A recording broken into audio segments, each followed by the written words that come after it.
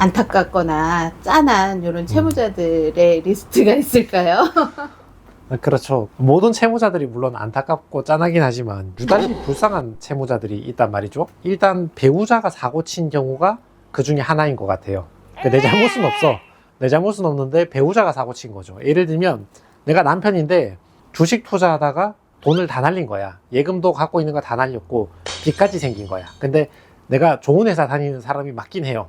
그러니까 이거를 배우자한테 말도 못하고 혼자 끙끙 앓고 있으면서 한 달에 내가 받는 월급이 500만 원인데 한 달 나가는 이자가 500이야. 생활비 줄 돈도 없어. 그러니까 막 힘들게 막 여기서 빌려가지고 저거 변제하고 저기 빌려서 여기 변제하고 계속 돌려막기를 하고 있는 거죠. 사고는 쳐놨지. 말했다가는 이혼하자 할 것 같으니까. 생활은 해야 되는데 이자 내기 너무 바쁘니까 생활비 주는 돈도 자꾸 빠듯해지고 부족하고 자꾸 빵꾸가 나고 이런 일이 벌어지는 거죠. 이 남편 입장에서는 자기 혼자 수습을 해보려고 미안하니까 말을 못하고 혼자 속으로 끙끙 앓고 있었던 건데 그러다가 나중에 언젠가는 터지잖아요. 더 이상 변제 못하고. 그래서 적당한 시기를 놓치고 너무 늦게 터지게 되면 그때는 채무가 이미 기하급수적으로 늘어나 있습니다. 돌려막기 몇 번 해버리면 채무가 굉장히 빠르게 늘어나기 때문에 그 배우자 입장에서는 자기는 집에서 그냥 생활비 가지고 진짜 쓸 거 못 쓰고 성실하게 살았을 뿐인데 힘들게 부부가 같이 모아놓은 몇 억은 갑자기 다 사라지고 없고 빚만 있다고 하니까 환장한 노릇이지. 그렇다고 이혼하려고 하니까 애들이 있잖아요. 아직 애들 덜 컸는데 이혼해서 뭐 어떡할 거야. 자기도 갑자기 나가서 애들 2명을 부양할 돈이 없는데 생활비가 없는데 당장 이혼하고 나면 살 집도 없는데 나는 잘못한 거 한 개도 없는데 있는 현금 다 날아가고 살던 집도 경매에 넘어갈 위기에 처했다. 이런 사모님들이 불쌍하고 짠한 경우가 많이 있죠. 이거랑 비슷한 게 아버지가 사업하다 실패해서 이제 20살 된 아들, 딸 명의로 사업하다가 채무가 또 생긴 경우. 주로는 이런 집안을 보면 아버지가 부동산 시행 시공 쪽에 일하시는 경우가 많거든요.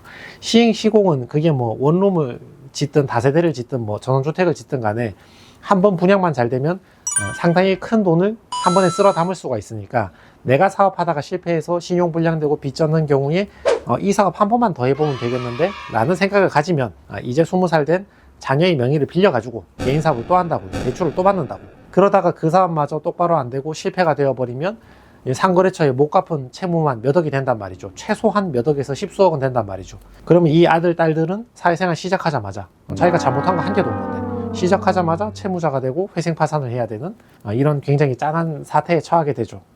또 이거하고 비슷한 사례가 자식이 사고친 경우 있어요.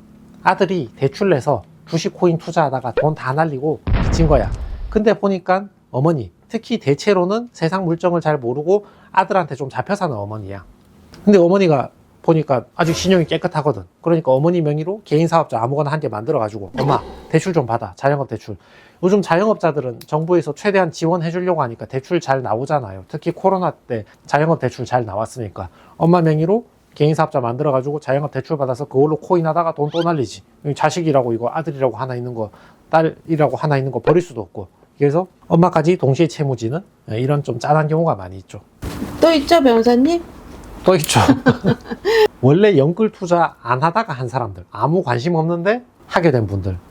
그러니까 이런 분들은 원래가 태생이 성실해요. 성실해서 열심히 일해가지고 현금도 뭐 한 2, 3억 모아놨고 집도 한 개 샀고 재산을 많이 모아놓은 분입니다. 근데 저금 때 투자해서 자기 친구들 1억, 2억 벌었다 이런 얘기가 많이 들리는 거예요. 들리니까 이제 자기는 상대적 박탈감을 느끼는 거지. 내가 인생을 잘못 살았나? 나는 투자고 주식이고 아무 관심 없이 살았는데 부동산 투기 이런 거 잘못된 거라고 생각하고 살았는데 연끌 투자해서 집 2-3개 사고 막 연끌 투자해서 주식 코인 한 사람들이 몇 억씩 벌었다 그러니까 자기가 잘못 살았나 이렇게 생각하는 거지.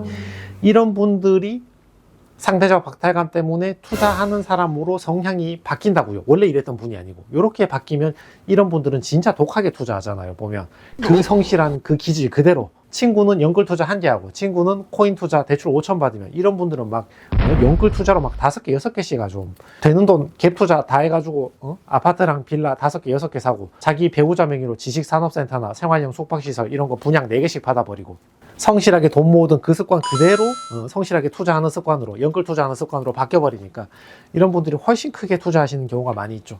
차라리 처음부터 좀 도박적인 성격이 있어서 토토를 하든 아니면 연끌 투자를 하든 이런 걸 좀 잘했던 분은 원래 자기 스스로가 리스크를 부담했던 사람이니까 조금 덜 불쌍한데, 그런 거에 아무 관심 없이 살던 사람이 갑자기 이런 성격으로 바뀐 경우에는 상대적 박탈감 때문에 그런 분들은 좀 많이 안타깝죠. 그 기질, 그 성실한 기질 그대로 이제 투자를, 연끌 투자를 하니까 물린 채무가 훨씬 큰 경우가 많죠. 피치 못할 사기 피해 당하시는 분들도 아무래도 짠할 건데. 맞아요. 사기 피해 당한 사람도 굉장히 많잖아요. 뭐 대환대출 사기, 통대환 사기, 보이스피싱 사기, 뭐 투자 사기, 다단계 사기, 코인 사기, 주식 리딩방 사기, 굉장히 사기의 종류가 많은데, 제가 볼 때 그 중에서 제일 불쌍하고 짠한 사람은 로맨스 스캠이 아닌가. 많더라고요. 맞아요. 예를 들어서 코인 다단계 사기를 당하면 물론 사기 피해자니까 불쌍한 건 있지만 사실 자기가 돈 벌려고 한 것도 있잖아요. 자기가 투자해서 돈 쉽게 벌려고 한 것도 있잖아. 그 다단계 재판 유사수신 이런 거 형사변론에 보면 나중에 판결문에 그게 설시가 돼요. 그러니까 가해자가 다 나쁜 놈인 거 맞는데 피해자 역시 자기도 쉽게 돈 벌려고 했고 상식적이지 않은 거에 투자했고 피해자의 과실도 없다고 할 수는 없다 하면서 이런 부분도 형사 판결문에 설시가 되는 경우가 많이 있거든요. 뭐 말도 안 되는 코인 투자나 코인 다단계나 뭐 부동산 다단계 이런 거 자기도 돈 쉽게 벌려고 투자한 거 있으니까 피해자의 과실도 일부는 있다고요. 피해자가 불쌍한 거 맞는데. 근데 로맨스 스캠 같은 경우는 돈 벌려고 한 게 아니잖아요.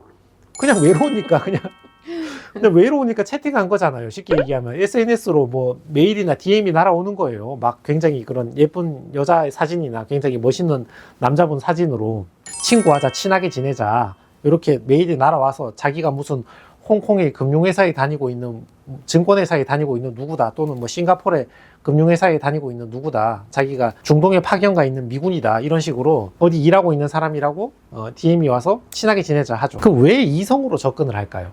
외로운 감성을 건드리려고. 그렇죠. 외로운 감정을 건드리려고. 일단은 신뢰를 사고 친해져야 사기치기가 쉽잖아요. 근데 지나가는 사람, 얼굴도 본 적 없는 사람한테 SNS로 보내서 돈 벌게 해줄게, 투자해라, 그러면 사람들이 딱 경계감을 느끼잖아요. 그렇지만 처음에 돈 얘기 안 하고 이성으로 자연스럽게 접근을 하면, 내가 관리하는 홍콩의 어떤 금융상품이 있는데 투자를 좀 해봐라, 이 돈 벌어서 나중에 내가 한국 갈 테니까 같이 살자. 또는 싱가포르에 있는 어떤 투자 상품이 있는데 여기 투자 좀 해봐라, 내가 그 돈 벌어가지고 우리가 한국 가서 같이 살자. 아니면 내가 중동에서 작전을 수행하는 중에 탈레반이 숨겨놓은 금괴를 발견했다. 근데 이게 세관 통과하려면 세금, 돈을 내야지 금괴를 들고 나갈 수 있다고 하더라. 그 세금하게 돈 좀 보내봐라. 이렇게 사람을 살살 꼬드겨서 돈을 입금받는 거죠. 그리고 그 다음에 항상 나오는 멘트는 뭐다? 이제 돈 벌었다. 그러니까 빨리 돈 넣어라. 그러겠죠. 맞아요. 당신이 투자한 금융상품이 돈을 벌었다, 또는 당신이 투자한 어떤 뭐 사이트나 뭐 이런 걸 보여주면서 뭐 5천만 원 투자했는데 1억 5천으로 늘어난 거야, 뭐 2억으로 늘어난 거야 이게. 그러면 이제 피해자 입장에서 돈 벌었네? 내가 저 여자하고 저 남자하고 저 돈 버는 걸로 한국에서 같이 쓸 수 있겠네 하는데, 여기서 얘기를 하는 거지. 돈은 벌었는데 근데 요걸 출금을 하려고 하면 너가 한 번 더 투자해야 된다. 지금 이 상태로는 출금이 안 된다. 뭐 세금이나 수수료 명목으로 네가 추가적으로 5천만 원 더 입금해야지 이 2억을 출금할 수가 있다. 그러면서 한 번 더 해먹죠. 그렇게 뽑아 먹을 수 있는 만큼 다 뽑아 먹고 나면 그 다음에 어떻게 된다? 없어진다. 그렇다. 카톡 차단이다. 인스타 계정 사라지고 카톡 차단되고 그 뒤로는 연락을 할 수가 없다. 범인을 잡기도 힘들지만 사실 그 사람은 여자가 아니다. 남자일 수도 있다. 맞아요. 네, 그리고 보니까 코로나 직전과 후로 나누는 그런 사업하시는 채무자들도 있을 것 같아요. 맞아요. 코로나에 걸친 채무자 중에 제일 불쌍하고 짠한 분들은 코로나 직전에 확장하신 분들이요. 이분들이 뭐 여러 불쌍하고 안타까운 채무자가 있지만 제일 안타까운 것 같아요. 일단 자영업을 확장했다는 건 어떤 뜻이에요? 잘 됐다. 그렇죠. 잘 했다는 말이죠. 자영업이, 제가 이제 급여 생활 하시는 분들을 뭐 무시하는 게 아니라, 근데 급여 생활 하시는 분들 스스로도 인정하실 거예요. 자영업을 해서 성공했다는 거는 굉장히 노력을 많이 하신 거예요. 진짜 자영업 살아남기 정말 힘들잖아요. 웬만하면 다 망하는데. 자영업 잘 되기 진짜 힘든데 확장을 했다. 2호점을 차렸든 1호점을 확장했든 간에 확장을 했다는 건 굉장히 헌신적인 노력으로 쉬지도 못하고 자기 자신을 갈아 넣었단 말이죠. 근데 하필이면 그 장사가 잘 돼서 확장한 게 코로나 사태 터지기 직전이었어. 대규모로 확장하고 직원들을 잔뜩 더 뽑아놨는데 코로나가 터지고 바로 집합 금지가 되어버린 거지. 그러니까 나가는 돈은 2배로 늘어나 있는 상황인데 회식도 안 하고 술도 안 마시니까 버틸 수가 없는 거죠. 그래서 원래 규모로 작게 있었다면 안 망하거나 모아놓은 돈 조금 쓰면 끝났을 일인데 괜히 크게 차려가지고 더 크게 날려버린 거죠. 이분들이 제일 짠하고 안타깝고 불쌍한 게 자기가 잘못한 게 별로 없잖아요. 뭘 잘못했어? 남들 잘 때 못 자고 새벽부터 일어나서 일하고 밤까지 일하고 인건비 하나 아껴보겠다고 자기가 2명치 일을 하고 이렇게 열심히 노력했고 자기 나름대로는 머리를 잘 쓰셨으니까 장사가 잘 됐으니까 2호점을 차린 거지. 확장을 한 거지. 근데 그렇게 기껏 차려놨는데 코로나가 터져서 집합금지가 될 거란 걸 예상했던 사람이 누가 있어요? 이건 아무도 이건 뭐 자기가 노력한다고 예상할 수 있는 일이 아니라고, 이런 것들은. 전혀 자기의 과실 없이 코로나를, 그리고 자기가 만든 것도 아니잖아요. 자기가 주의 임무를 다한다고 그런 사태가 벌어질 걸 예상할 수 있었던 것도 아니고, 괜히 남들보다 노력 몇 배로 더해가지고 장사 자영업 잘 차려놨다가 코로나 터져서 장사도 똑바로 굴려보지도 못하고 빚만 많이 늘어나고 마음고생만 실컷 하시고 그 전에 잘 됐던 것도 한꺼번에 다 실패하시고 오시는 분들, 이런 분들이 제일 좀 안타까운 경우가 많죠. 그래서 채무자들 중에 이런 분들이 더 안타깝고 좀 짠하고 불쌍한 경우가 많이 있었다, 그런 뜻입니다.